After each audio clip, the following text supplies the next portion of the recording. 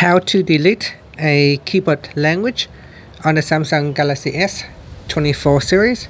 First, tap on the home button to go back to the home screen. Then from the home screen, swipe down at the top, and in the quick settings panel, tap on the settings icon. Next, we scroll down, then tap on general management, and in here tap on Samsung keyboard settings. Then go to the top and tap on languages and types. Then tap on manage input languages.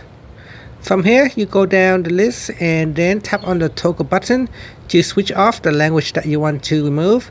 So for example, Albanian, if I want to switch it off, I can tap on the toggle button to switch it off, and then tap on the home button to return back to the home screen.